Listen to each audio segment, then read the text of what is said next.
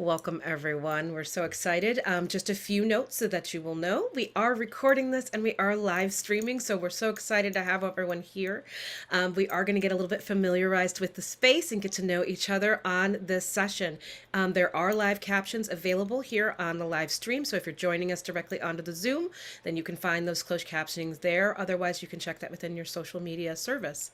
So why don't I go ahead and kick things off? So hi, everyone. Just a couple of technical things as we get started. So again, we're requiring that everyone who's not speaking, please make sure you are muted. Because of this, there actually may be some short breaks between the speakers as we go from muting and unmuting folks throughout the process. Again, we have closed captioning, which you can find on the bottom bar of the Zoom window. Again, we're recording and live streaming, and Town Meeting TV is also going to be rebroadcasting it for you to be able to find on your local stations. But if you have any requests or anything that you need, please message Rights and Democracy Tech Help. You'll see that as a selection of places that you can chat with directly if you have any questions. So, good evening. We at Rights and Democracy, we like to start all of our events, including this incredible congressional forum, with a land acknowledgement. Rights and Democracy acknowledges the Mohican and Southern Vermont and Abenaki peoples as the traditional land caretakers of Indakina, which includes parts of Vermont, New Hampshire, New England, and Quebec. And as guests on the unceded territory of the Mohican and Abenaki peoples, we honor their ancestors, elders, and relations past, present, and emerging. We also acknowledge that our nation has benefited from the uncompensated and exploited labor represented in the legacy of slavery and the present-day reality of migrant farm workers. So everyone, good evening. I'm glad that you're all here with us. My name is Kaya Morris, and I'm the Executive Director for Rights and Democracy here in Vermont and in New Hampshire. So it's my pleasure to welcome you tonight. We are excited to hear from the 4 candidates who are running in the Democratic primary for Vermont's sole seat in the U.S. House of Representatives. All right. Now, I know there's some people on the call tonight who are new to Rights and Democracy, so I do want to make sure that you have some familiarity with who we are. So, Rights and Democracy, which we call RAD for short. It was founded in 2015 on the theory of change that it takes people power year after year to make the kind of big, bold, long-term changes that we want to see in this country. And part of our theory of change is that it takes political infrastructure, and in this case, a membership organization, to sustain the momentum necessary to do that work throughout and in between elections. So RAD members and staff, they work on issues that matter to our communities. They organize for policy change at the state and national It level says I don't have a speaker connected. and recruit and train a pipeline of progressive candidates to run for office. Now, our members are from all walks of life. They're intergenerational, they're multicultural, activists, artists, organizers, but most importantly, passionate fighters for true social justice and meaningful change in our communities and across the state. And our members choose the candidates that we will endorse, and they put time and energy in to help support those candidates. This is why this conversation is so important. So every election cycle, we have a membership vote, and we plan to hold our vote this year in June. One of our staff is going to support us by placing a link in the chat for any of you who are joining us via Zoom, and you can also find this link on social media later for any who would like to become a member and a part of our community.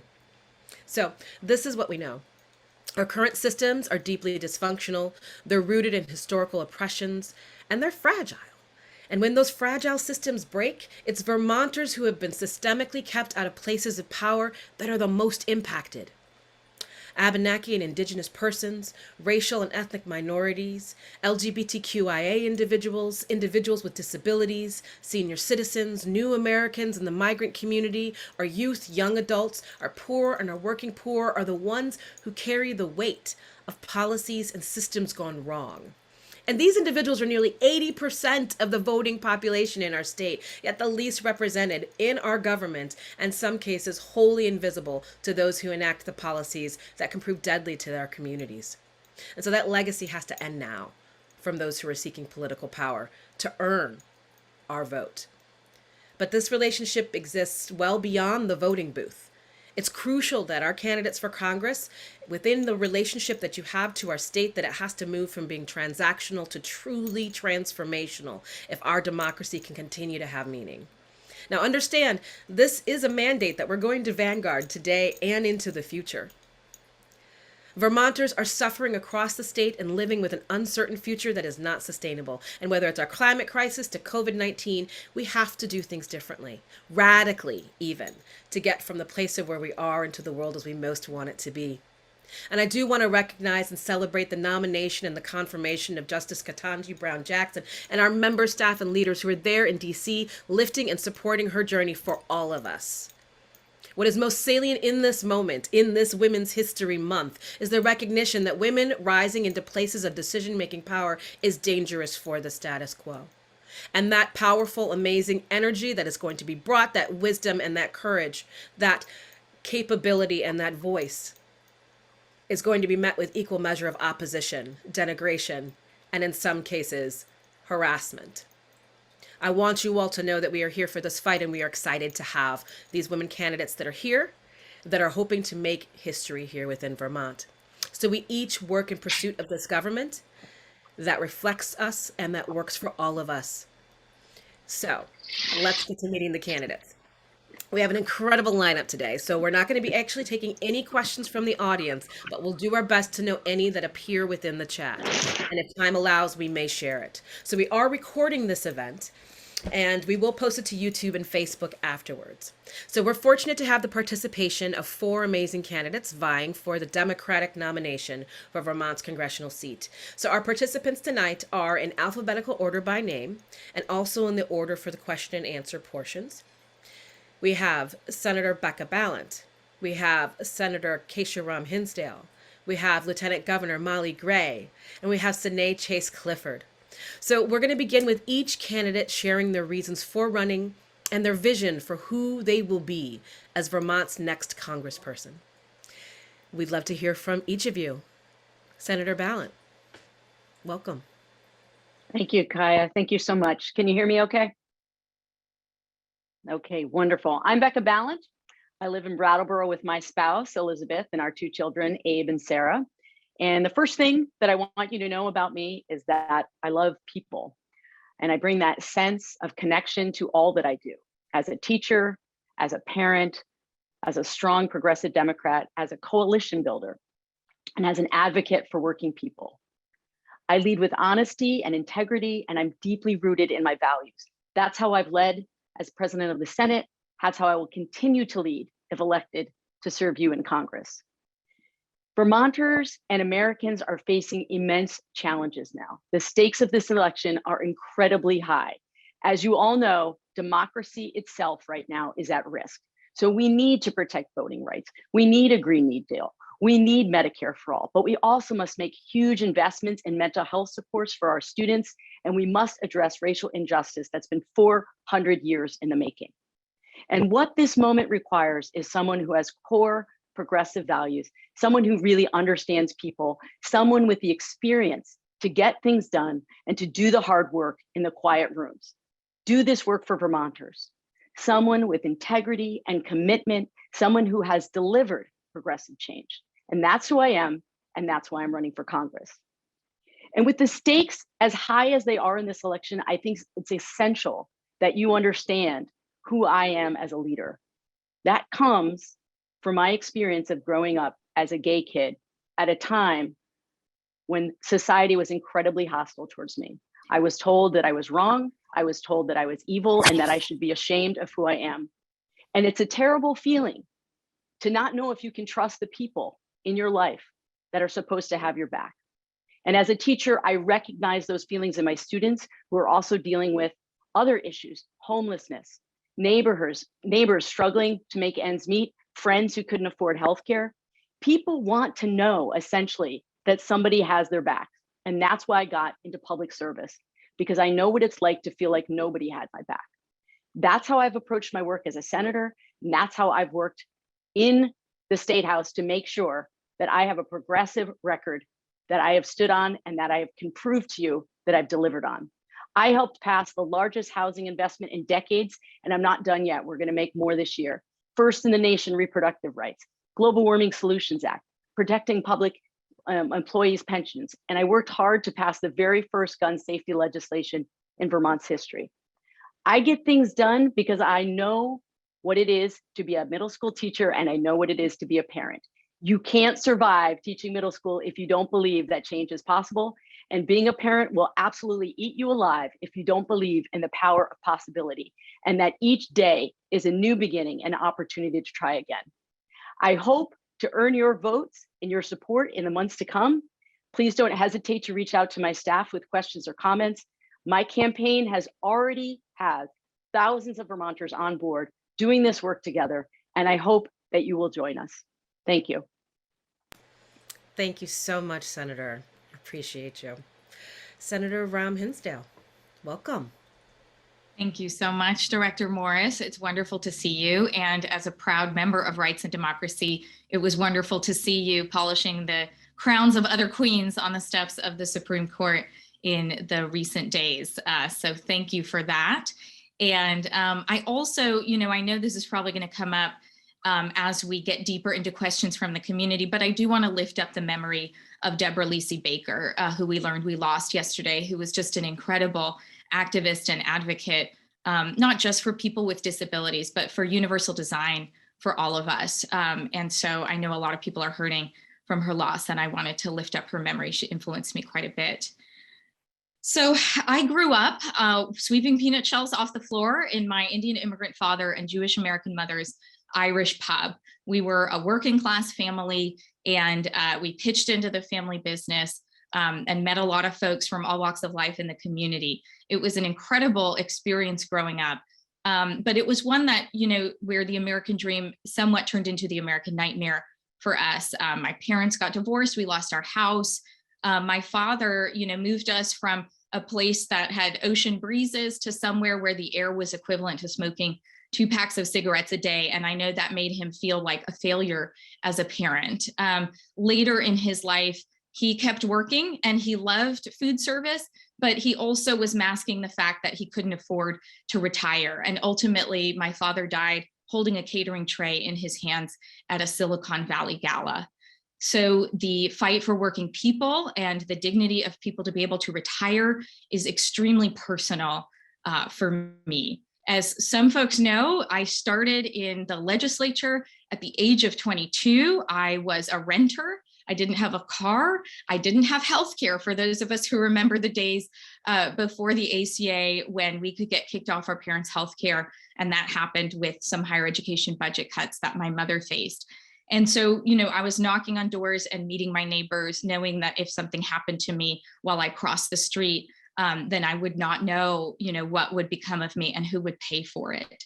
As folks can do the math, I started serving in the legislature during the free fall of the Great Recession, and I continue to serve in the Senate in the free fall of the pandemic. And I have fought for working families every step of the way. And too often in the Democratic Party, we're asked to choose between labor and organized labor and the needs of working people and being a good rank and file Democrat. And it's wrong. And it's something that's gotten me in trouble a lot in the party, and something that I will continue to fight to do. As some of you know, I stood on the State House steps with our educators and our state employees when we were going to potentially cut their pensions in the darkness while they were out fighting to hold our communities together.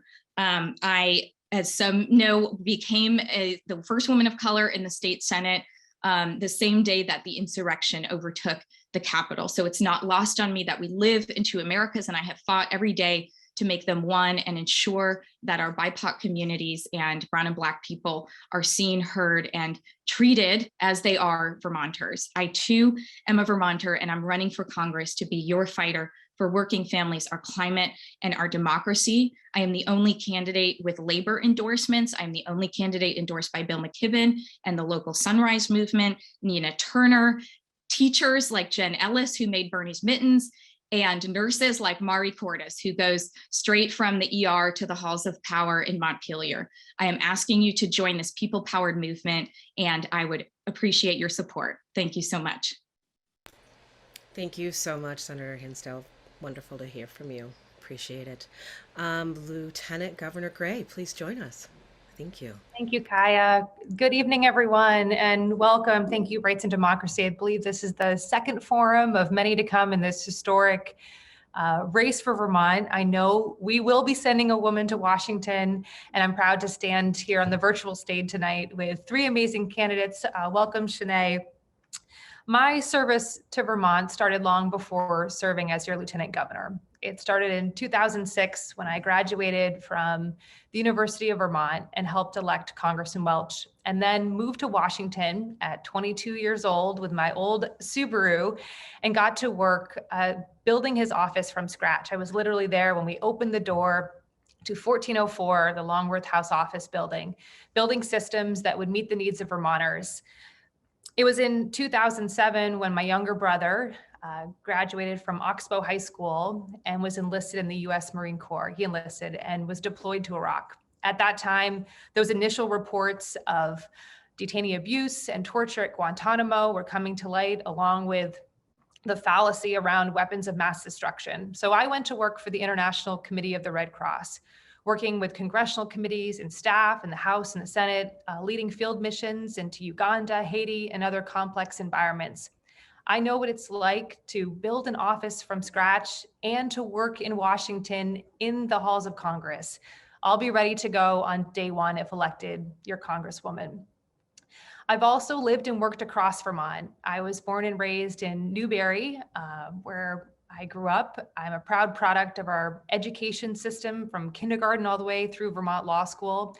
I live in Burlington today with my husband and two step boys. And when I was in law school, I lived in South Royalton, where I bartended at the Worthy Burger through law school. And when I was serving with the Second Circuit Court of Appeals, Rutland was my home. As an assistant attorney general, I worked with communities around the state. And as your lieutenant governor, I've worked every day to give Vermonters a voice in Montpelier and also getting out around the state, trying to give our communities, meeting them where they're at and engaging them personally. Throughout my career, I've also navigated some of the challenges that Vermonters face every day, working a second job to pay off student loan debt or to get through law school, trying to care for a loved one without paid family and medical leave, renting numerous apartments, trying to deal with landlords and finding housing. I'm running for Congress because the challenges we face, from our workforce shortage and our childcare crisis and our housing crisis, will not be solved by Vermont alone. We'll need consistent, strong federal champions ready to fight every day for the needs of our state, and also ready to bring our leadership on voting rights and reproductive rights and climate action to Washington, where it's so sorely needed right now. I'm so delighted to be here tonight. I look forward to talking about the policies that I'll champion, answering your questions, and hopefully earning your support. Thank you again for having me. Thank you so much, Lieutenant Governor. Thank you for being here. Now I'd like to welcome Sinai Chase Clifford. Hello. Welcome. Hi, thank you so much for having me. Hello, everybody. My name is Shanae Chase Clifford, and I am so grateful to have all of this time with you all. And I look forward to hopefully having a future conversation with each and every one of you. As I have started this journey, I hope that you all have heard a little bit about my background and who I am, and I'm excited to share some of the work and experience I have that has brought me here as I answer some of your questions. But I would love to share a little bit about what this experience has been like for me so far. As I've begun this journey, I've shared a vision for a policy that wraps communities in care and compassion, and sharing a vision of radical recentering of working families and a reimagining of what is possible from our government. And in this past week, I've chatted with some folks who've told me, sounds nice, but don't bother. And actually, why not no? And I think some people feel particularly comfortable saying that to me because I'm a young Black woman. And I think sometimes when people see me, they have an assumption I need a lesson in how the world works. But it's because that I do know incredibly well how the world works, that I understand the source of that disbelief, of that pushback against, like, no, those things aren't actually possible. Because I know I'm not alone in the in feeling deeply cynical and heartbroken by lofty talking points and slogans that we throw around to win money and votes that overnight turn into excuses as to why all of those aims and ideals are unattainable and simply asking for too much. Because the reality is that there is an incredible gap between the values we are willing to say and the work we are willing to do to actualize those values. And I believe it takes someone who truly understands the human cost of that gap to actually do the work. You know, I grew up in Vermont as one of the far too many families that would not have been able to survive in $1,000 emergency. I remember being 16 and driving around to Essex High School on fumes, playing lacrosse with holes in my sneakers, just praying for the small paycheck I got from working at the downtown mall, because I knew I couldn't burden my parents with another ask.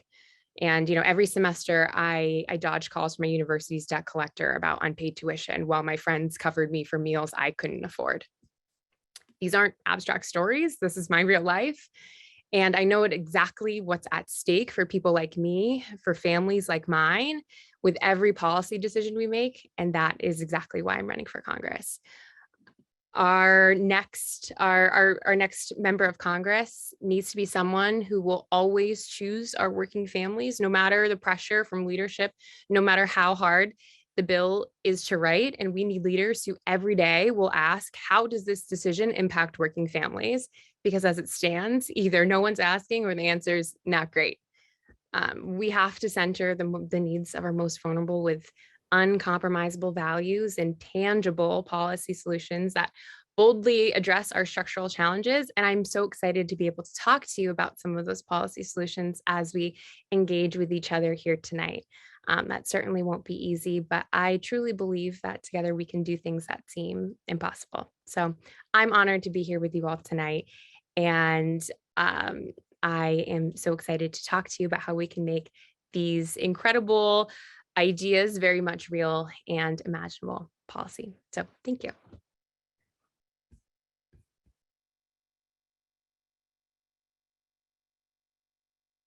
Oh, you're on mute. So exciting to heard from all of these candidates so far, to get to knowing them a little bit better. And now is a wonderful opportunity where we're going to get to hear from some of Rights and Democracy's members as they raise questions of importance to their lived experiences. So up first, we have joining us today, just so that you'll be aware, this is the question and answer portion. So as a reminder for folks, each candidate's going to have about 2 minutes to respond from our question from one of our members, a leader or an ally. We will be dropping the question into the chat for reference if needed. So RAD regularly works in collaboration and cooperation with many allies and communities. And so we'd like to start this question and period by opening up a space for one of those allies, Vermont Center for Independent Living. So I'd like to welcome Sarah Launderville, Executive Director of Vcil, to speak about her work and to be able to ask a question to you all. Hello and welcome, Sarah. Thanks so much. Want to make sure you can hear me okay. Thank you for having us today. So my name is Sarah, and I'm the director of the Vermont Center for Independent Living, and we're a statewide organization we're directed and staffed of people with disabilities, and we work together for dignity, independence, and civil rights. Some of our work, we provide peer-to-peer supports, home modifications, access to assistive technology, Meals on Wheels for people with disabilities under the age of 60, lots of advocacy work, technical assistance around disability laws and disability inclusion. And so there are many issues that come up around barriers around disability. But for us, one of the most important is around employment and what we call the Social Security Disability Insurance Benefit Cliff. The cliff creates a huge and obvious disincentive to work. Typically, the response from politicians has been to study and to do continuous demonstration projects. And it's time to really reform the outdated practice around disability benefits so that people with disabilities can return to work without the loss of needed support. VCIL released a report last year, and we found that there is a projected loss of 25,000 workers between 2010 and 2030. And at the same time as 2018, there are over 17,000 potential people with disabilities that can help meet that need. So our big question is, how will you support real reform that will help support workers with disabilities be in the workforce and finally address the Social Security benefit cliff? Thank you for that amazing question, Sarah, and we are so grateful for your work and your advocacy in our state. Thank you. So up first, we'd love to welcome Lieutenant Gray to respond to the question. Thank you. It has been placed in the chat as well, if you need to have it available. Thank you, Kaya. And I just want to thank Sarah and thank Vcil for your incredible work throughout the pandemic. The report that you championed is so helpful. And I actually wanted to bring up some of the data. I think it's 43,000 Vermonters with disabilities are working age 18 to 64, but only half of them work full-time or part-time, leaving over 20,000 Vermonters on the sidelines. This means that there's an exclusion of the full ability to participate in our economy. It's a lack of economic security. Also, the lack of ability to fully have a livelihood and engage in the way that so many Vermonters do in our communities every single day. Right now, without any action on the Social Security Trust Fund, it's expected to go bankrupt by 2034. So I think first and foremost, as a member of Congress, I would advocate and work to support extension of and full funding of the Social Security Trust Fund. We absolutely have to reform SSI and SSDI benefits to remove the benefits cliff, so to make sure that all Vermonters are able, especially those who are facing the benefits cliff day in and day out, are fully able to participate in our workforce. This is deeply personal to me. It's something I care about. My mother does live each day with a disability, and I want her and I want all of our Vermonters to be able to engage fully in our communities and workforce. Thank you so much, Lieutenant Governor. Appreciate that response. Up next, I would like to ask, I apologize. I think I went out of order. I do apologize. Senator Ram Hinsdale. No worries. So I first, just want to acknowledge Sarah was the one who I know was busy yesterday sharing news and consoling folks around the loss of Deborah Lisi Baker. So thank you, Sarah, for being here today, knowing that that's what you spent yesterday doing. For those of you who may not know, we had one of our favorite RAD endorsed state representatives, Representative Taylor Small, on the House floor today, working on a reach up bill that gets rid of the work requirement to be a part of the reach up program. These are the kinds of changes we've fought for so long, so that you're not punished for starting to go back into the workplace, but you're also not punished for not being able to make the choice to work. I fought this year in terms of unemployment benefits for folks to ensure that we didn't have a work search requirement and to provide more resources for people on unemployment with dependents. So I believe in universal basic income and creating pilot programs to help working parents and new parents ensure that they can get ahead in accessing higher education, or simply making sure they bond with their newborn or take care of a chronic illness rather than feel like they have to work. And then, of course, as someone who served on Ways and Means, I have put forward proposal after proposal to try and slope our benefits cliff, to make sure that we have stair steps for people to walk off of benefits into a stable path to the middle class, without worrying that they will lose access to childcare, lose access to healthcare, and lose access to benefits that they need to take care of people, their own disability, a family member with a disability. We have heard as well that there are so many folks with long-term care needs for themselves or a family member who have gone bankrupt trying to take care of those needs. I stand with people with disabilities in struggles for a community and a society that often was not designed for them, and for benefits that are not made for them to experience dignity, and we need to work to end that. Thank you very much, Senator Hinsdale. Sinai. Hi. Thank you so much, Sarah, for the question and your work. Our social safety net as it stands is hardly a net. It's more akin to barbed wire. It might catch you, but it's going to hurt, and you better not move around too much. I am called to think about Section 14C certificates and the sub-minimum wage for folks who have disabilities. And I'm incredibly proud that Vermont has led the nation in phasing those certificates out. But there is still no federal floor for how little folks with disabilities can be paid. And as it stands, our federal and state minimum wage isn't livable for anybody. And so we need to think about how those decisions deprive folks of financial independence, of wealth building capacity, and the full value of their contributions in the workplace. And I share that because there's unfortunately, a lot of similarities in the justification of that legislation with what we see in supplemental security income and Social Security disability insurance. This idea that, and the assumptions about the capacity of work and the value of folks who are disabled in the workplace.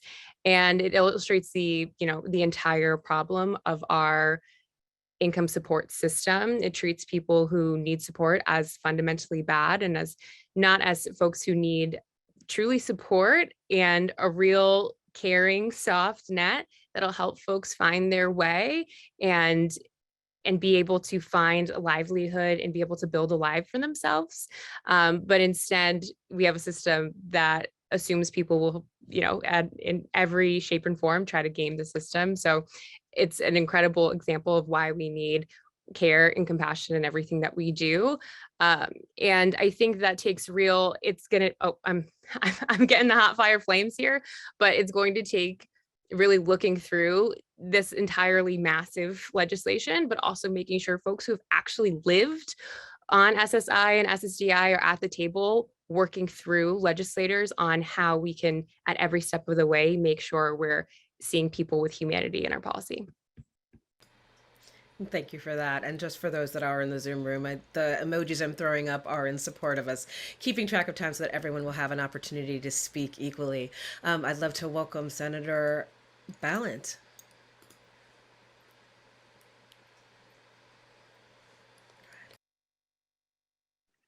Sorry, I'm having some connectivity issues, okay? Okay. So first and foremost, I want to say people with disabilities should not be penalized for trying to get back to work.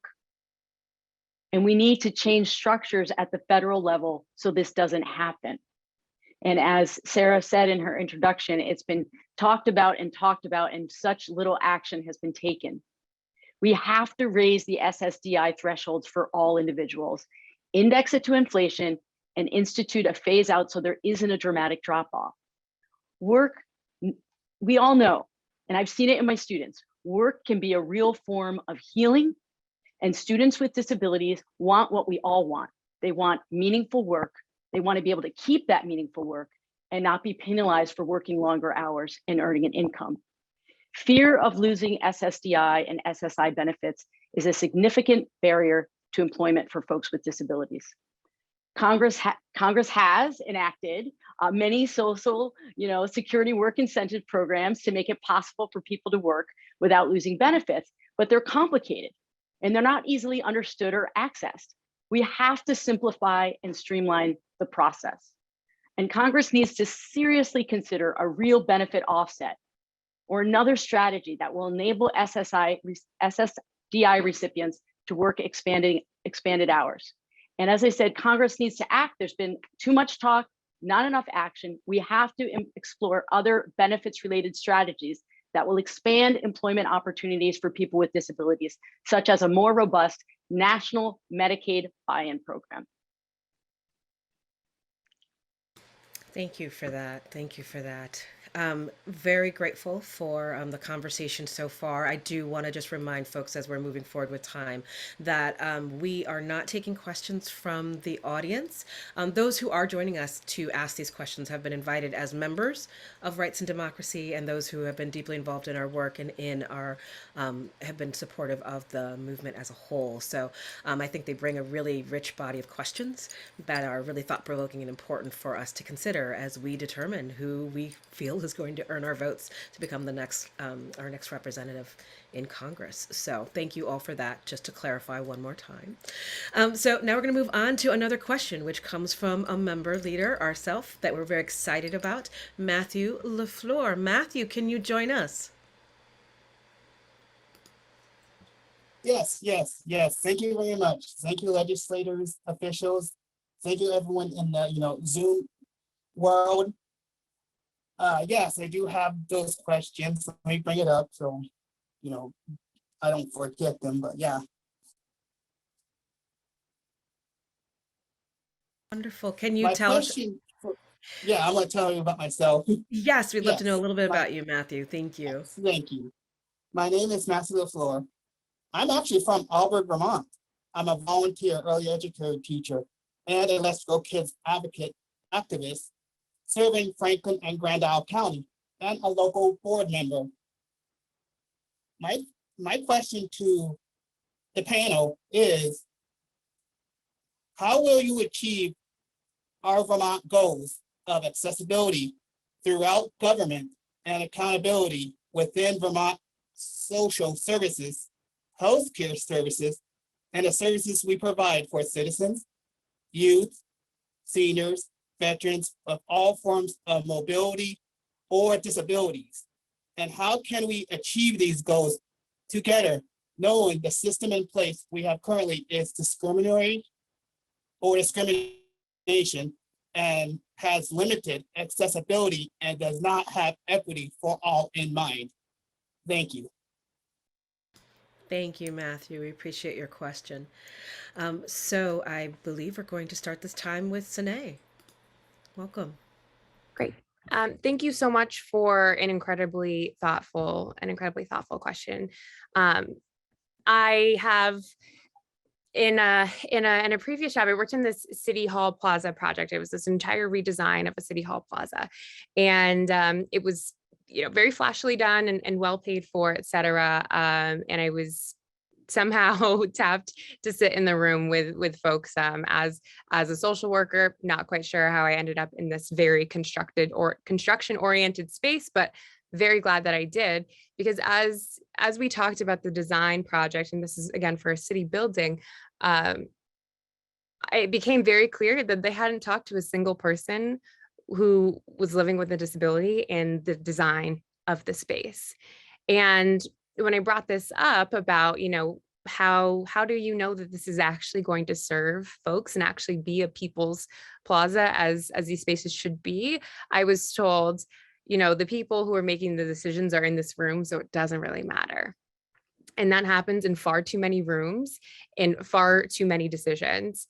And in response, I created a public engagement initiative around what can seem trivial for some, but is incredibly important to how folks engage with their government and engage with their services. So I was able to talk to folks who said, actually that ramp is far too long, and if you're using a manual wheelchair, you'll never be able to get up it. Or, actually the spacing of that cobblestone doesn't make sense for my stroller with my child. And thinking about in everything we do, how we can be responsive to the totality of folks' lives and not just assume what people's experiences are, I think is a way that we can get at what is an incredible challenge of systemic discrimination in our policy. And I think of that too in a more specific policy oriented way as, addressing our long-term care crisis for folks with disabilities and thinking about investments in home and community-based services, because it's incredibly important that folks are able to maintain independence and are able to choose the circumstances of their care and how they live. We've seen reduced capacity of facilities and closure, and it's incredibly important to me that we see HCD PPS required under Medicaid as institutional services already are. So again, that folks with disabilities can afford a plethora of care options and also can have agency and autonomy over their care. The last thing I'll say here is that my mom has been a direct care provider for many, many years. And as I was growing up, she worked 3 jobs and I barely saw her in high school because we also need to make incredible investments in our care economy and our care workers, because that's also how we support folks with disabilities so they can have a full and meaningful life. And we need to support the people who buttress that ability and make sure that they have union protections, they have incredible pay, and that they also have advancement opportunities and are protected from racism and discrimination and xenophobia in their workplace as well. So an incredible question. Hope I've tackled some of your really thoughtful reflections. Thank you for that. Senator Ballant.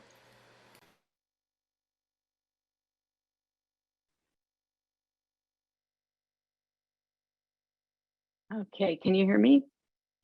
I'm having all kinds of problems. I keep getting a sign saying that my internet is unstable, so I apologize, Kaya. All right, so where I want to start is this.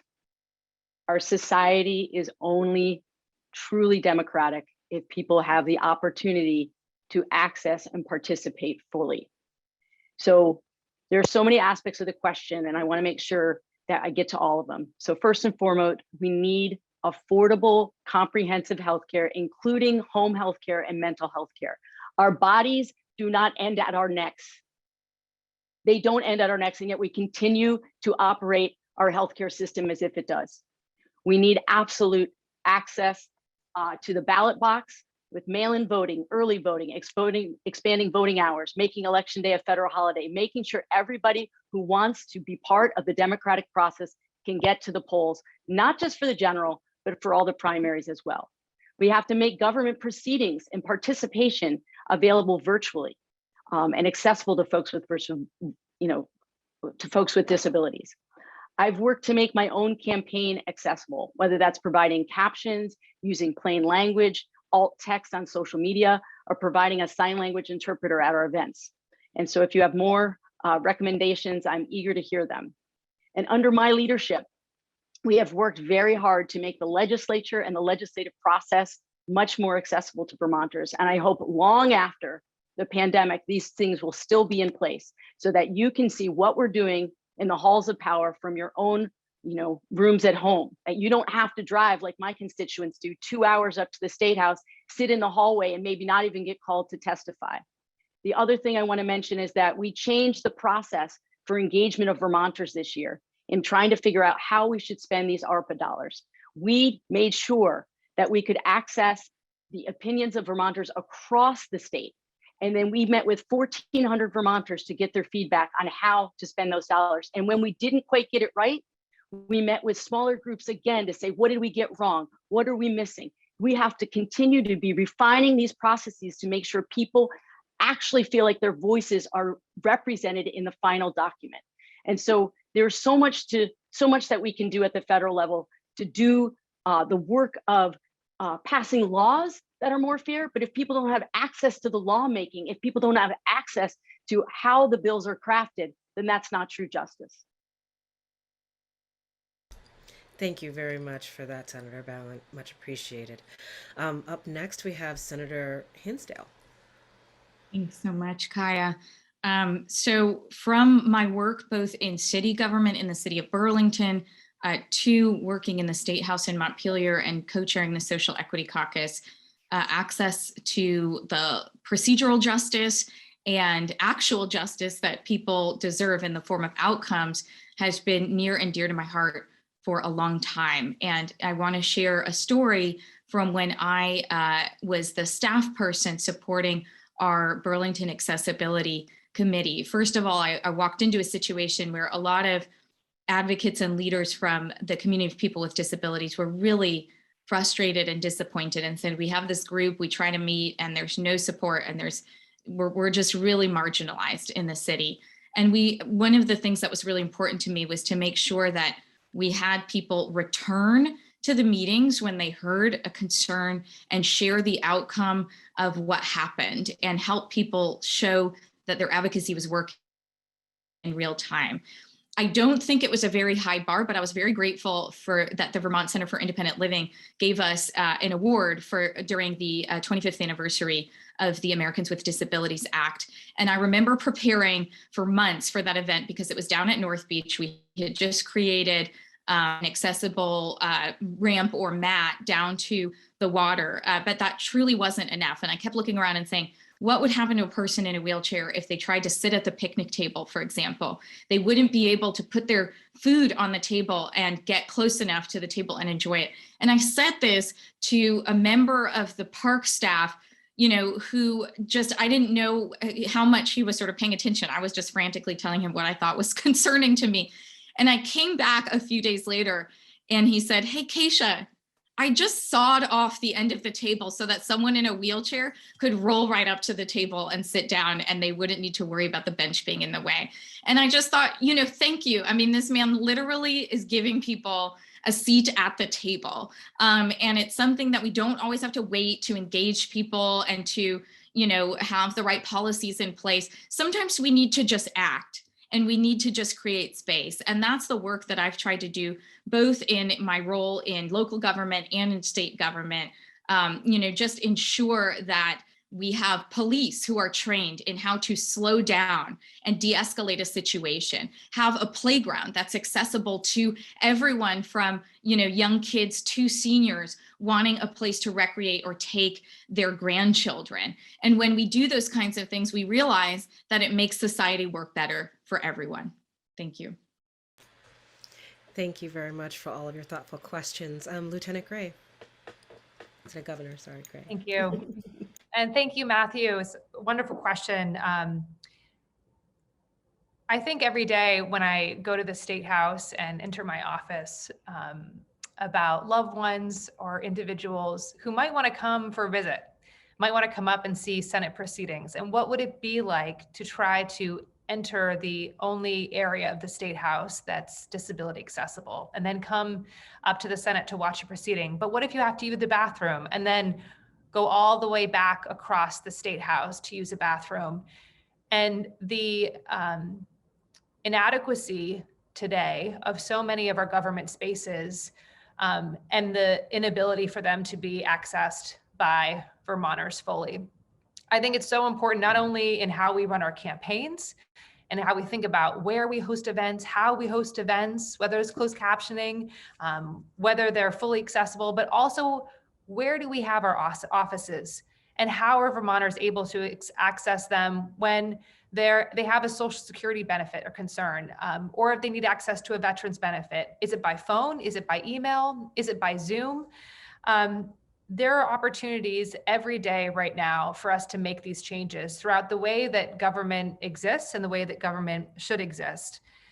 My commitment as a human rights lawyer, as someone who has engaged each day with a loved one with a disability, is that we have to do this work. We have to think about this and how we set up our offices and how we make sure that government is fully serving the people that we serve.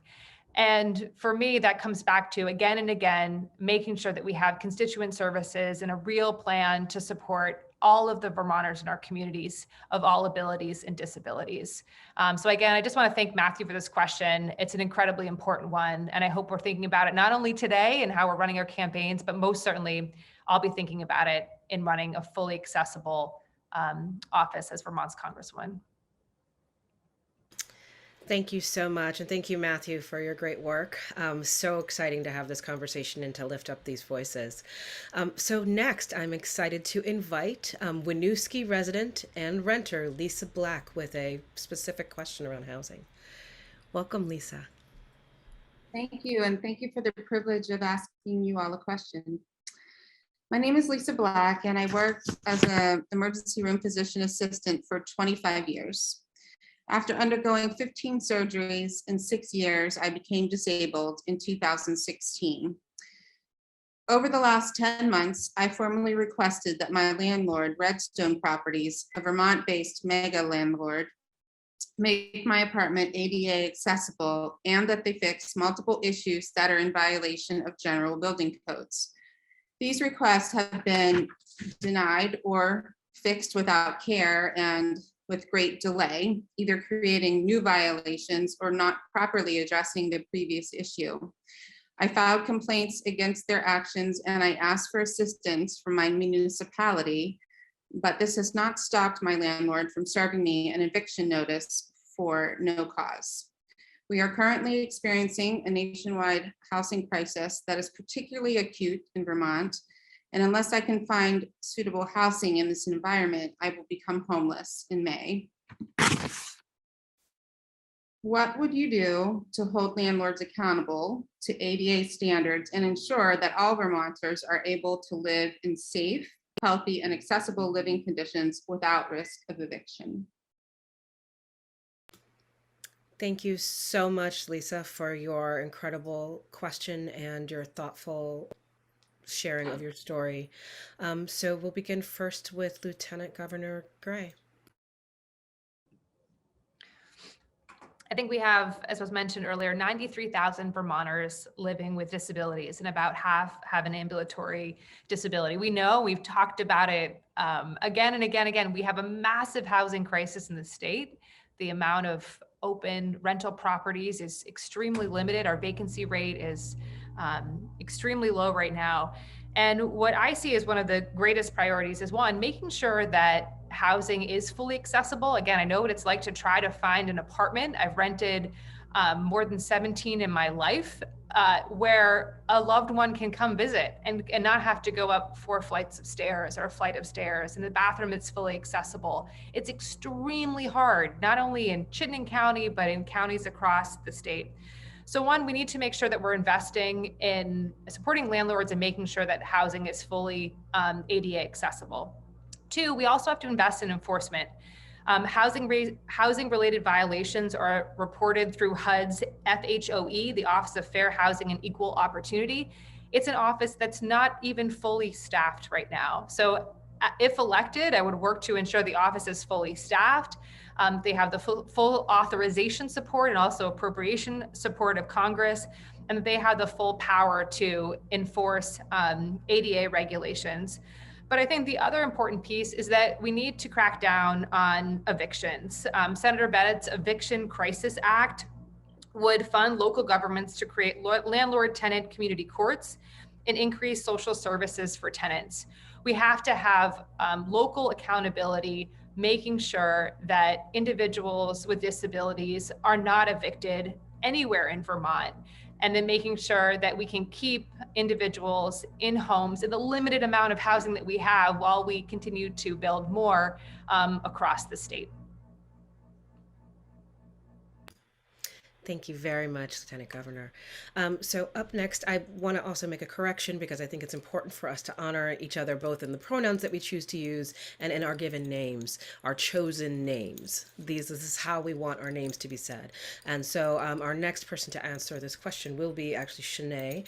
And I've been mispronouncing your name this whole time. And as somebody with a name that everybody mispronounces, I feel it's important to honor your chosen name in the way that you want to hear it.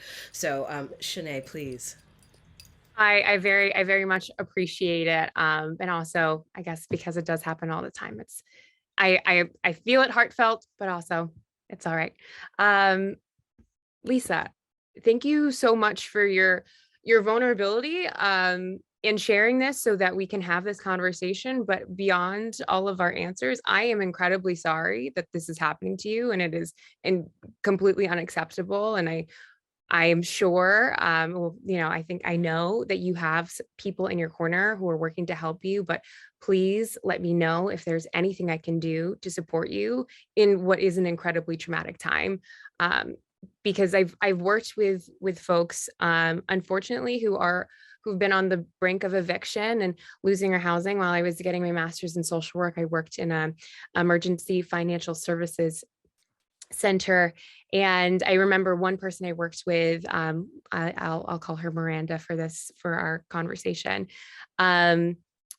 was on the brink of eviction because, similar to our conversation about benefits cliffs earlier, had gotten a new job, didn't file it in time, and was called out for fraud in her voucher, and tried to appeal this fraud ruling, and unfortunately was unable to, and was on the verge of losing their housing. And, I sat with her while she asked those terrifying questions about, where am I going to live? How are my kids going to be able to get to school? Where are they going to shower? How are they going to eat? And I've been that go-between between housing authorities and landlords and people who are on the verge of losing their housing. And, people unfortunately only see a non-payment and don't see a person who's facing unconscionable choices. And the trauma of eviction, and not even of just the eviction, but also the threat of eviction and the threat of losing your housing, stays with you and manifests in every aspect of your life. And so as long as our housing crisis persists, we are also going to have to deal with a trauma crisis. And that is why codifying and upholding a series of rights that is housing would be my utmost priority. Just really quickly, there's so many things I want to say about housing all the time, but paramount, I think, to your question, Lisa, is we need to establish a national right to counsel in eviction proceedings. Establishing a national fund for both tenant legal representation and housing advocates, in addition to codifying a tenant bill of rights, would help ensure that folks like you could stand up to your landlord and have the necessary support you need without fear of retribution. Thank you very much. Appreciate your answers and responses. Senator Ballant.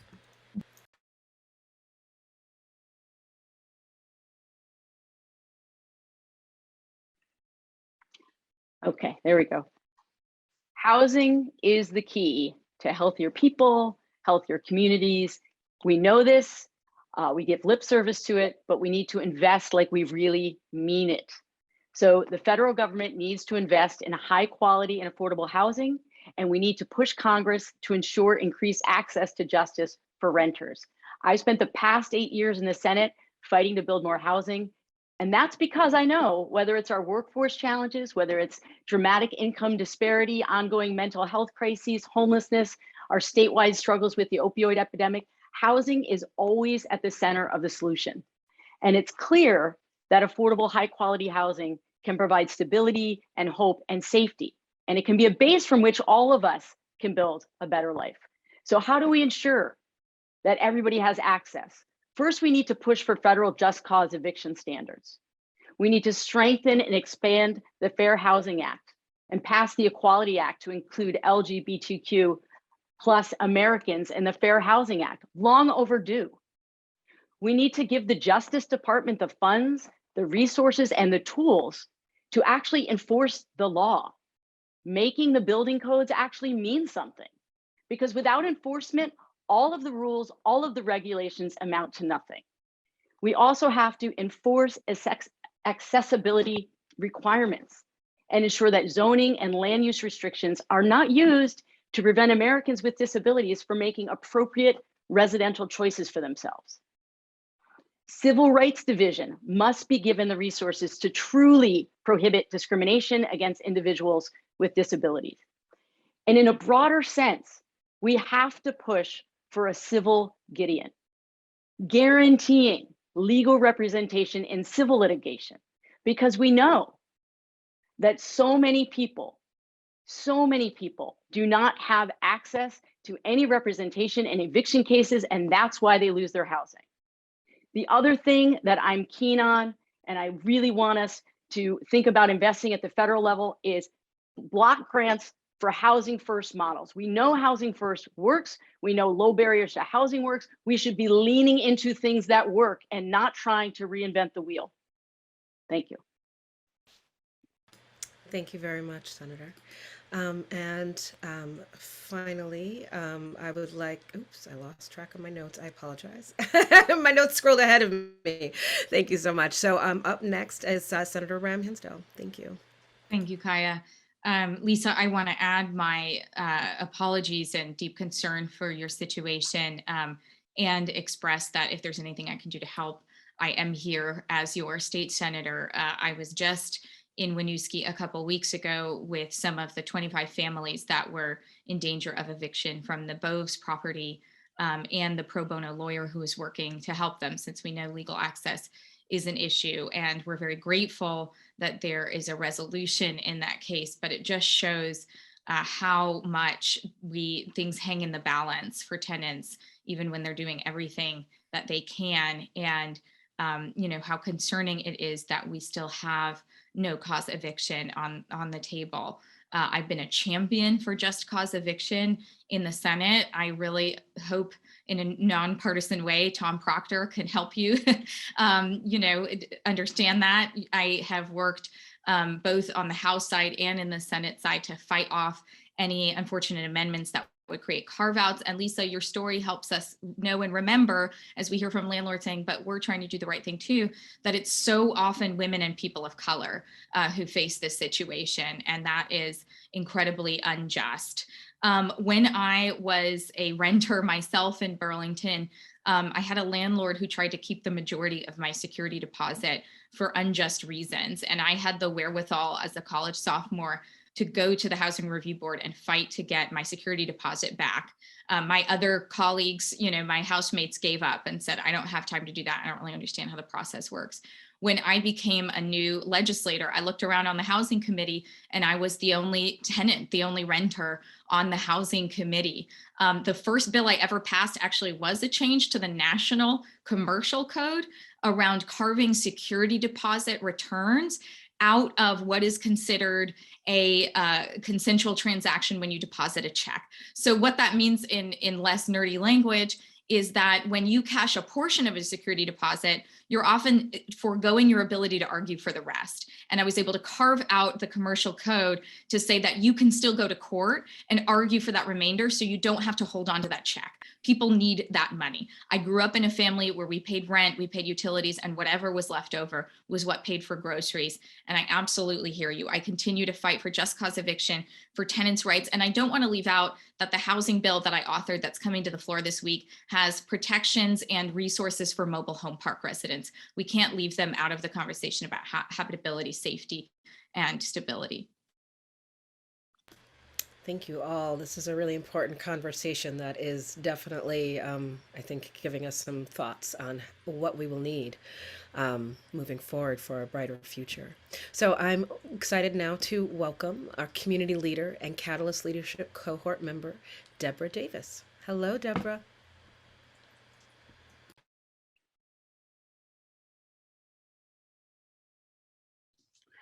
I am here. Can everyone hear me? Yes, we can. Thank you. Good, good. So my name is Deborah Davis. I am a student at the Community College of Vermont. I'm raising my 12-year-old granddaughter in Burlington, and I'm interested to know your support, to know if you support the dissolution of the Electoral College. I really want my children and grandchildren to live in a direct democracy that values every citizen's vote. As a congressperson, what would your plan be to ensure that voting rights and fair elections are protected across the country? For you, does this include dissolving the Electoral College? Why or why not? Thank you for your question, Deborah. Much appreciated. We'll begin with Senator Balint. Thank you. Thank you. I really appreciate the question, and I'll just start and put it out there. Yes, please, let's get rid of the Electoral College. It's undemocratic and makes some Americans' votes less impactful than others. We all know it is not a fair system. It does not serve us well. So yes, that's a simple one for me. In terms of voting, Vermont has been a real model in the nation when it comes to access to the ballot box. And the right to vote is the fundamental civil right from which all other rights flow. And I just want to say, make no mistake, Republicans in Washington and across this nation, in legislatures across the country, are supporting voter suppression laws. Over 400 restrictive voting laws were introduced in state houses across the country in the last year. These laws disproportionately impact communities of color, people with disabilities, seniors, people living below the poverty line, and we know that this is intentional. Republicans think that if more people vote, they will lose. So they're attempting to make it harder and harder to vote. It's the same reason why they want to keep the Electoral College system. It's the same reason. It is that they do not want people to actually be represented. So here's what I would do in Congress. I'd support the John Lewis Voting Rights Act, which would restore and improve the 1965 Voting Rights Act that was gutted by the Supreme Court. I would support For the People Act, which would, among other things, secure automatic voter registration and allow mail-in voting. And we have to get big money out of politics. I can tell you, let's pull the curtain back. Let's pull the curtain back for a minute. What all of us are doing right now, we're all on the freaking phone for hours a day trying to raise money for our campaigns. It's broken. It's fundamentally broken. So let's stop pretending that it's not. True. Thank you. Thank you very much. Senator Ram Hinsdale, thank you. Your response. So I'm someone who's always been keenly aware that others lost opportunity and in some cases lost their lives for my right to vote and my ability to lead and serve. That has never been lost on me, and it's why I have run for office and turned around and worked to help others run for office as well. We can't forget that it's important we have voting rights, and it's also important we have candidates who are working for the people, who are reflective of our full citizenry, residency, and democracy. And that's why I helped found Emerge Vermont and the Bright Leadership Institute, which helps candidates of color run for office and was a partnership with Rights and Democracy and the Catalyst Leadership Program. Because we also know that representation matters as well. It's a very interesting question because I was actually the first and only woman of color in Vermont to serve in the Electoral College, to cast a ballot in this last election. And I kept saying, I am really honored to be the first, but I also hope I am the last. It's one of those cases where I usually don't want to be the first and the last. But we know that if you're in California and you're a member of the Electoral College, you represent about 700,000 people. And if you're an Electoral College member in Vermont, you represent 200,000 people. It's patently unfair. And I actually talked to a lot of Electoral College experts during the time that I was a member of the Electoral College. Many of them are most worried about harassment and members of the Electoral College changing their vote. I think that is the biggest concern that we're facing in the next election, is a stolen election, whether it's at the ballot box or keeping people from the ballot box, or it's at the level of the Electoral College. And so we have to make sure reforms are in place first.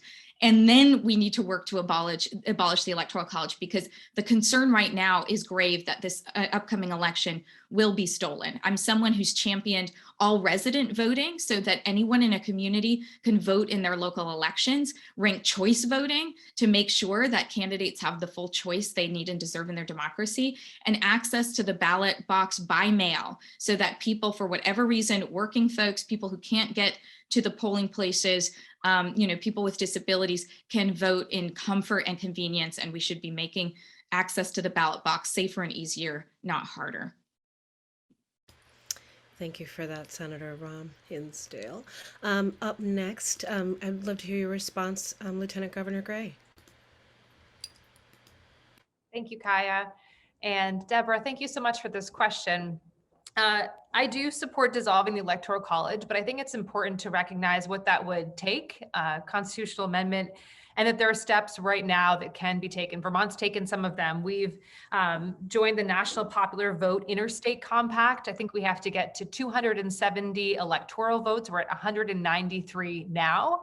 So that's an important step in making sure that each state's electoral votes go to the winner of the national popular vote. But day in and day out across the state, as was mentioned tonight, as we're talking about every single day, Republicans are attacking the right to vote. In Texas right now, it is now illegal to send a ballot application for a mail-in ballot. In Montana, it's now impossible to do same-day registration, which for a lot of young people, that is incredibly discriminatory. And as a human rights lawyer, as a Vermonter, as someone who cares deeply about access to the ballot box, I would absolutely support the John Lewis Voting Rights Act and the Freedom to Vote Act. I believe strongly that we need a federal national holiday so that no individual has to choose between picking up their kids or getting to work and the ability to vote. No one should have to choose between voting by mail or voting in person. Voting by mail should be part of our elections moving forward everywhere. And same-day registration has to be available to people across this country. So bottom line, we're in the fight of our lives and voting rights are under attack. Who we send to Washington matters, and we have to keep fighting each and every day to preserve our democracy and preserve the right to vote.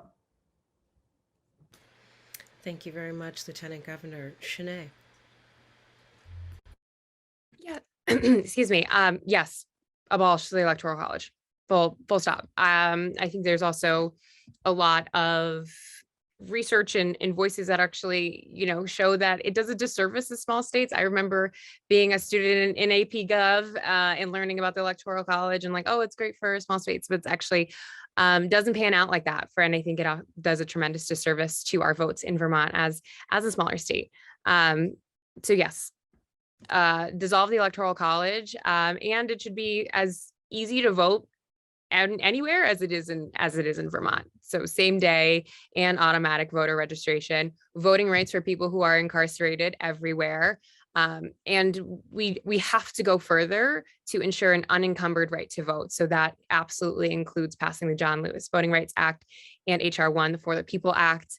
And we know also ensuring fair and functional elections doesn't just stop once you get to the ballot box. It also matters how folks get onto the ballot in the first place. So thinking about provisions included in the For the People Act, like small dollar donor matching, to empower candidates who are focused on small donors and who are focused on everyday working people. Thinking about ranked choice voting, not just thinking about it, making it a reality. Ranked choice voting is essential to making sure that the best candidate wins, not just the most connected candidate or the candidate with the most resources at their disposal. So folks can actually have a real choice in who they want to see represent them. We often tell, I think, people who would be incredible candidates and stewards of our democracy that they shouldn't run because of all of the odds, but it's also incredibly important we think about legislation that supports really robust candidate recruitment and allows as many people to run as who wants to, because that's really how we get really robust conversations about who gets to be our representation and who gets to steward our democracy. Yeah, full stop. Thank you very much. So next, we're going to breathe a little life into this room here, and we're very excited to welcome youth leader Addie Lenzner. Addie, welcome. Thank you so much. I'm really honored to be in this space with you all. So my name is Addie Lenzner. I'm a high school senior from Arlington Memorial High School. I'm part of the Vermont Student Anti-Racism Network, and I do a lot of work around anti-racism in the state. I'm also part of the End Homelessness Vermont Coalition, and I help to advocate to extend the GA Motel program for Vermonters experiencing homelessness. So my question for our four amazing candidates is, what is your plan to address years of racial inequity, including the legacy of redlining, the school to prison pipeline, health inequities, and other forms of systemic racism? And basically, do you have a plan for how you're going to address the effects of all of these forms of systemic racism? Fantastic. Thank you so much, Addie. To start us off, Senator Ram Hinsdale.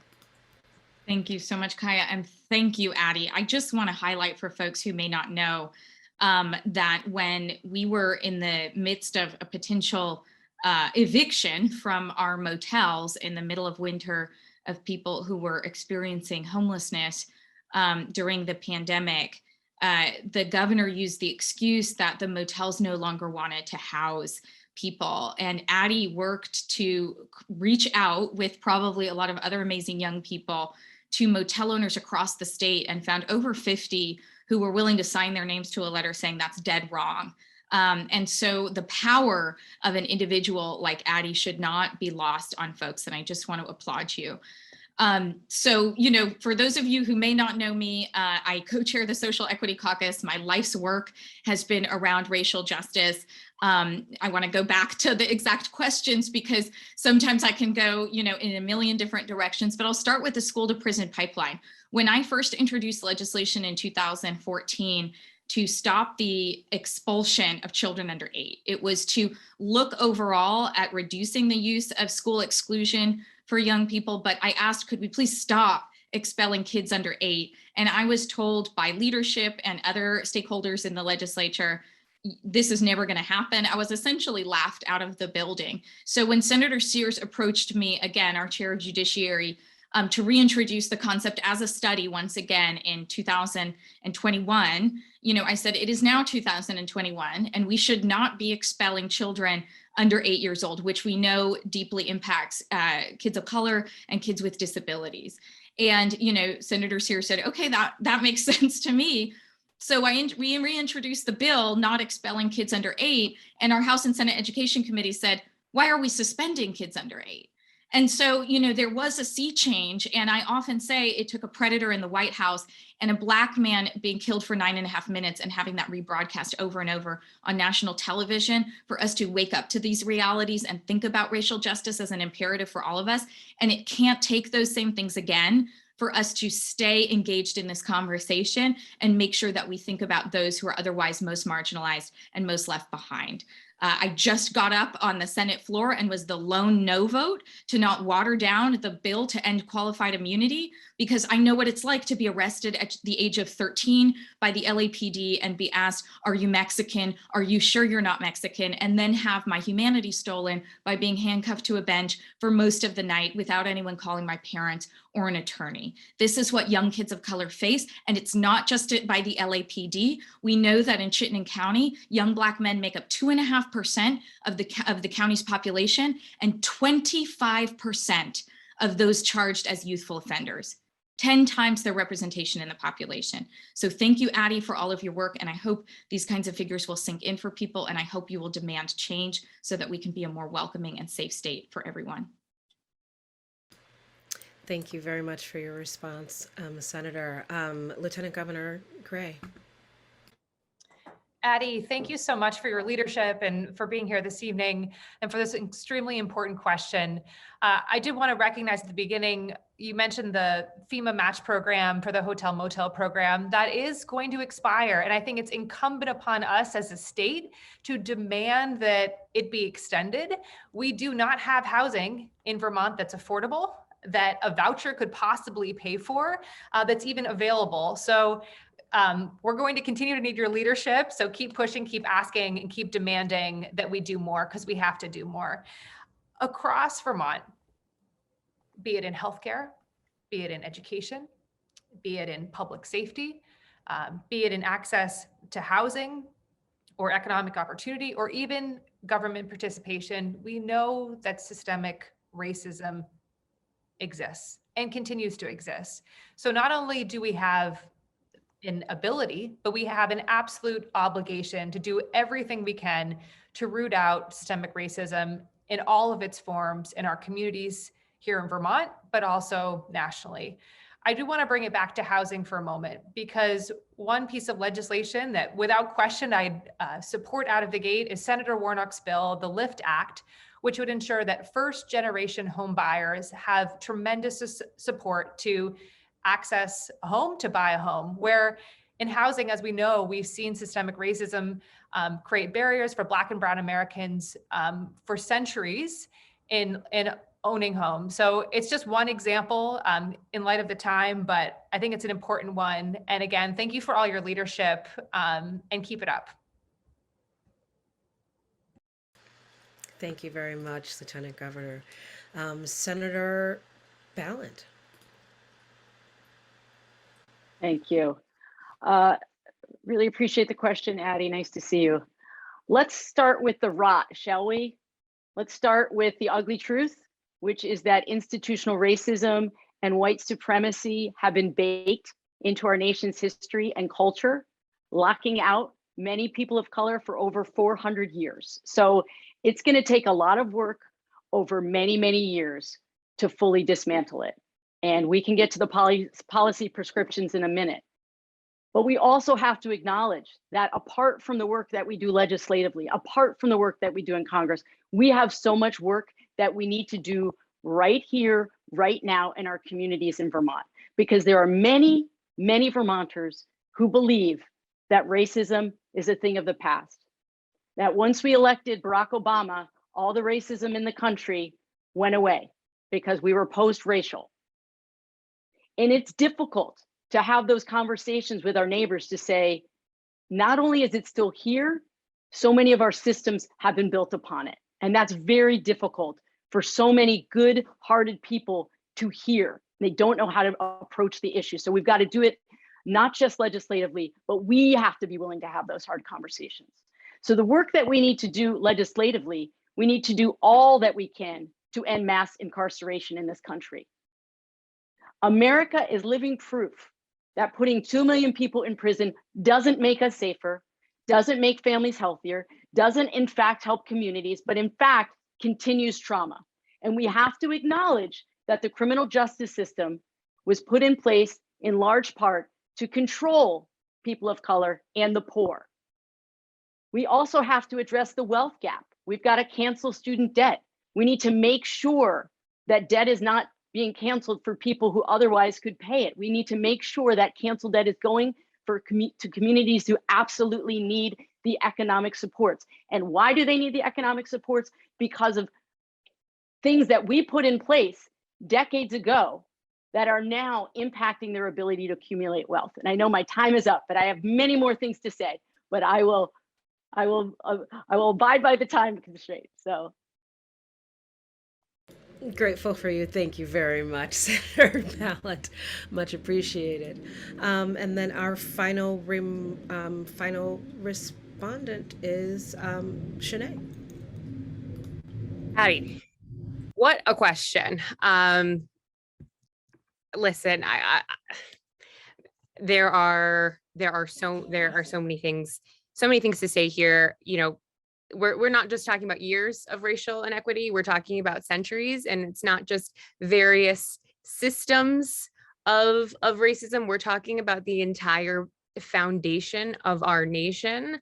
And so racism is embedded in every single part of our lives, particularly for Black folks, particularly for people of color. It affects every single interaction we have. And so it's an incredibly important, and there's so many different ways to approach this question.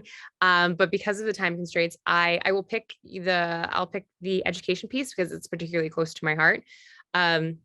I grew up as a Black kid through Vermont public schools. I know exactly what it's like to be a Black kid and experience racism in our schools. It is not kind, it is not fun, it is not quiet. And I've heard too many stories like mine since I have left these schools. The stories and the research align. Black students, Indigenous students, students of color, queer, trans, non-binary students, students with disabilities, and especially the students at the intersection of those identities experience disproportionate punishment and disproportionate interactions with law enforcement in school. I was lucky to have a couple of guardian angels in my life that helps me make it over the finish line, but luck shouldn't determine whether or not our schools are embracing students with love and care. Luck should have nothing to do with it. And that's why I am incredibly proud of my work on federal legislation, including the Ending Pushout Act and the Counseling Not Criminalization in Schools Act. Both are federal pieces of legislation that would provide anti-racist, trauma responsive supports to schools while addressing root causes of harm, harmful behavior towards students, particularly taking COPS funding in the COPS bill, that's the acronym COPS, out of paying for police officers in school and making sure that schools have the adequate ratio of social workers, school psychologists, nurses, and guidance counselors in schools. You know, there's so much more to say about this, but we cannot address inequality until we address how our students move through education and also cancel student debt. Thank you for that. So we are now at our final question. So we are going to, our opportunity for final remarks from each of the candidates. So we're going to run a little bit long, but I think it will be right on time. So up first, I have, we'd love to hear from Lieutenant Governor Gray. Your final remarks. Each person will have 2 minutes. Thank you. Great. Thank you, Kaya, and thank you, Rights and Democracy. Thank you, everyone here tonight. I think there's 173 participants on the Zoom, and I know a lot of people watching at home. The stakes in this election are extremely high. We haven't had an open congressional seat in Vermont since 2006. I think twice in the last century, we've had an open House and Senate seat. We have to elect someone who is ready to get to work for Vermont on day one. There is no time to waste on meeting the constituent needs, the diverse constituent needs that we've talked about tonight, be it Social Security benefits and reforming and SSDI and SSI, meeting the needs of our veterans and our farmers, of our older Vermonters and our working families and our unions. We have so much work to do to deliver for the state. I'm the only candidate in this race that has a half decade of experience working in and with Congress, and will be ready to get to work on day one. But Republicans nationally are looking at Vermont and thinking this is a small media buy, an extremely popular Republican governor, and they can pick up this seat. I'm also the only candidate who's run and won statewide. I beat the former pro tem in a very crowded primary. I beat a self-funded campaign by a Bitcoin millionaire when Republicans put over $300,000 into our small state. We can't take this seat for granted. We can't take this race for granted.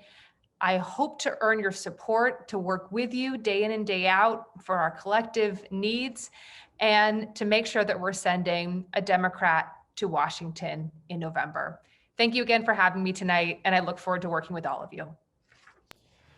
Thank you. Thank you for your remarks. Shanae. I'm so grateful to be in virtual community with you all and to have had this opportunity to share with you all.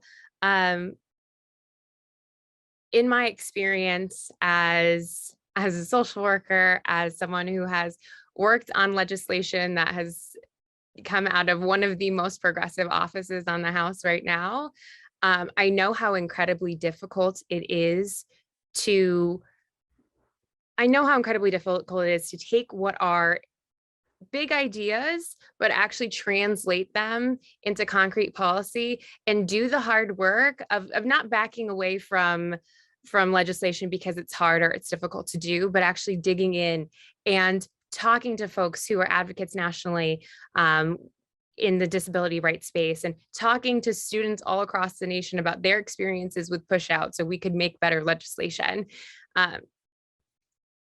We can do hard things, but we cannot individualize our way out of collective and communal crisis. I believe that we can have a future to be hopeful about, but with so much at stake, we have to have people who are bold enough and brave enough to fight for structural solutions to structural change, to structural challenges. Our choices are, it's less that our choices are not politically possible, but we need folks who, at the end of the day, will no matter what, choose working families. And as you get to know me a little bit through this process, know that if there's one thing I'm going to do, I'm going to end with a poem. So I'll close with the words of Gwendolyn Brooks, the last line from her tribute to Paul Robeson. We are each other's harvest. We are each other's business. We are each other's magnitude and bond. So thank you, and you have all my love. Thank you very much, Shanae. Senator Ballant.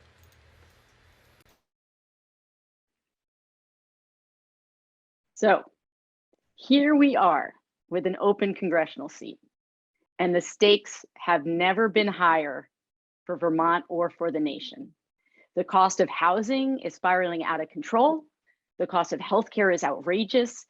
And all of this is happening while we try to grapple with a climate crisis, deep economic inequality, and racial injustice. These huge problems threaten the future of all of our children and our grandchildren, including my own kids. And as a gay Vermonter, I can tell you, I never thought I'd be able to legally marry my spouse. And I mention it because Vermont has at times been the conscience of the nation. Not perfect, not without missteps, but we have tried. We have tried in some moments to bend towards justice, towards a more equitable future. What this moment needs right now is Vermont to lead once again, with a person of integrity, with the skills to do the hard work in the quiet rooms long after hours, someone who can build coalitions to deliver lasting change, and someone who has shown a true commitment to service as a teacher, as a mom, as the president pro tem of the Senate. That is who I am. That is who I've always been, and that is who I will be. And in this race, I have the strongest record to prove it. I have always led with my values, have always remained rooted in what will move us all forward, and have been able to build unlikely coalitions to deliver for working people over and over again.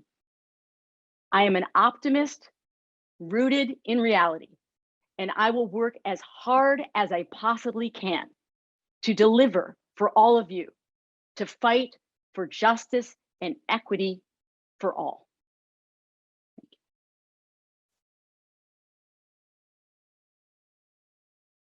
Thank you very much, Senator Balint. And finally, Senator Ram Hinsdale. Thank you, Kaya, and thank you again so much to our folks listening and to RAD for organizing this incredible forum.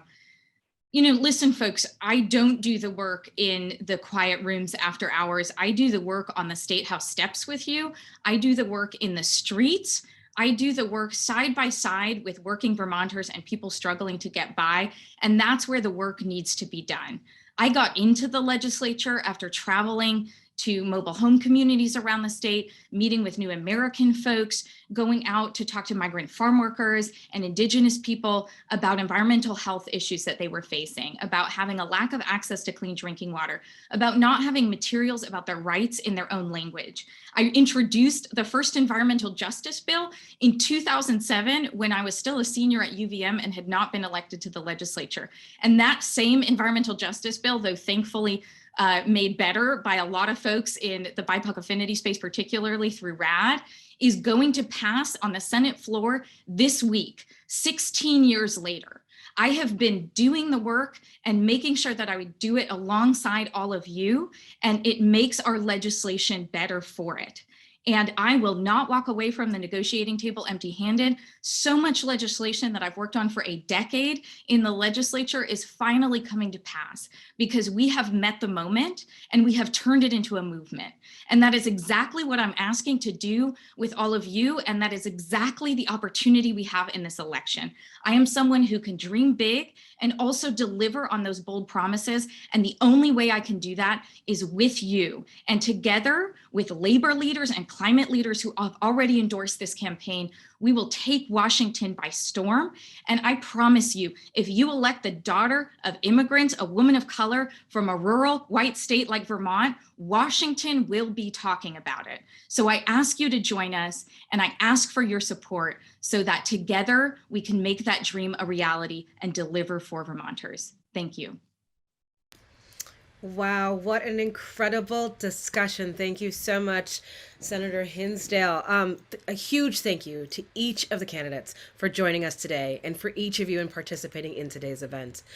RAD members, again, will be participating in an endorsement vote later this spring, and we'd love for you all to be able to take part. So you can take part of that by becoming a member today. So we're going to drop a link in the chat that you'll be able to click on and learn about more of what membership means and how you can become a part of this movement. So be sure to visit Rights and Democracy on our website. We are everywhere you are on Facebook, Instagram, Twitter, YouTube, and more for all events and information.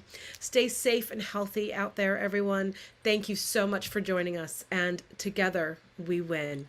Good night.